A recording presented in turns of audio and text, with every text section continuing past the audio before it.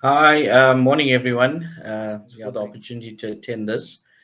So from my side, just to introduce, I'm the area manager for our small business services, private clients, and franchise across KZN, Eastern Cape, and Free State as well.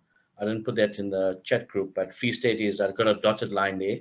But yeah, very involved nationally on the franchise front for many years now, from business banking, just a short history there. So, we've got teams across sitting in different towns, metros, that are able to are trained, well skilled, and stuff like that. So, yeah, we're always excited when new stuff is happening in the franchise environment or when FASA talks to us. We know it's always exciting. In terms of the 2 points I've chosen to discuss, and I picked on Anita Dutoit mentioning from Franchise Fundi when I like the fact that she mentioned bookings. We'd love to, because time is money.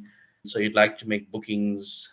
We have a similar analogy here where we call it appointment banking because people want that. You're so busy and you want to make an appointment.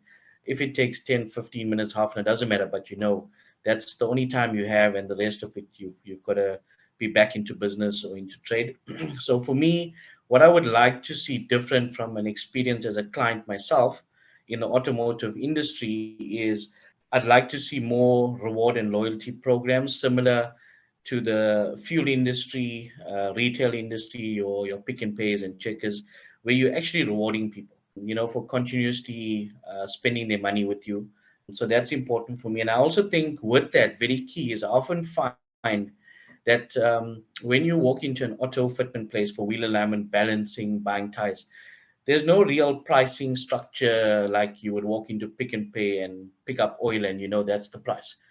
Salespeople are very good people, and I take my hat off to these guys and the owners of these stores where individually as a person they take you around the corner at the counter and they would give you a price. First price is always the high price, and they would tell you that they would giving you a 30-40% discount. For me, that's all well and good, but I'd like to know what was the exact price of that item or that service before I walked in, before you talked to me about discount. So as someone that's been in banking and in finance for a long time, for me, consumers and doing the right thing for them is very important. But it starts with the franchise and the people that are actually working in these industries.